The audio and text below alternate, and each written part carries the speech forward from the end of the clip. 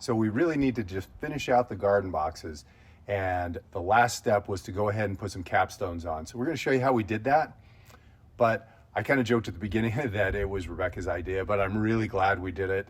It really makes it look nice, and it does provide a nice place to sit. So we'll show you how we did it, and then we'll be done. We, and when I say we, I mean Rebecca, decided our garden boxes needed a top finishing row.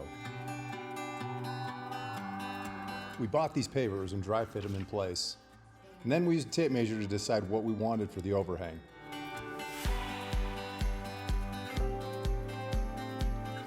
So I thought I'd be really clever with a string and some packing tape, to make the edges nice and straight. In all honesty, after we did this first string to make it straight, it became too big a hassle, and then we just eyeballed the rest of them. Adhesive that we got at Home Depot, and we put each capstone in place. After getting the first few capstones in place, I stopped getting adhesive all over my hands, and we got into a rhythm where we were able to put them down much quicker. But you kind of live and learn, right?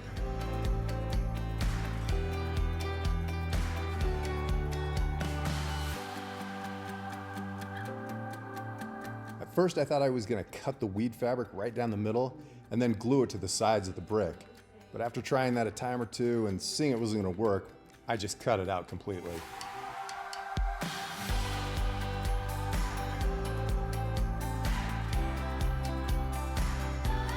This next part of the video kind of makes me laugh because it's kind of like, how many people does it take to screw in a light bulb? Well, what this was is we were just trying to figure out exactly how we were going to cut the corner pieces.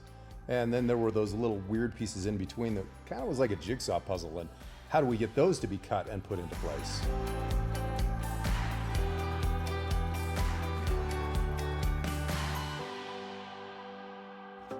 Once we did get that figured out, we just used a pencil to draw lines on the capstones to decide where we needed to cut it.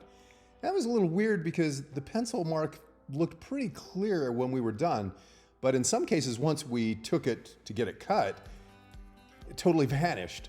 So if you're gonna do this, make sure you get those pencil lines nice and dark. We headed back over to Home Depot to use their cutter, and I have no idea why they don't rent this thing. Probably looked kind of strange, the two of us standing there in the middle of the garden center with a stack of bricks and trying to cut things, but that was the way we had to do it.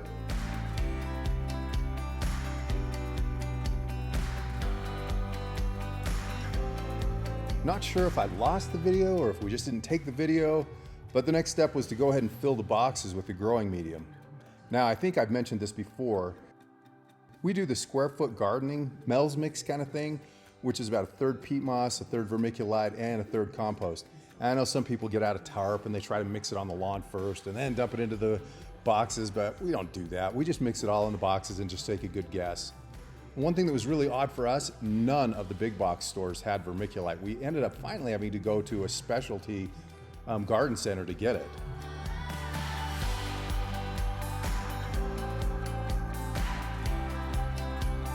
After the main boxes were filled, Rebecca went ahead and prepped this small bed against the garage.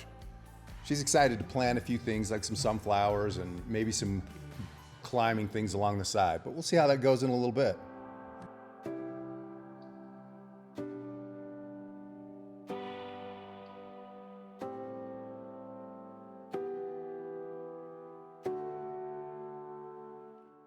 Well, thanks for watching. We'll show you the next steps with our grow boxes. Hope you follow along. If you like what you see, go ahead and like it or give us a subscribe. Thanks, and we'll see you next time.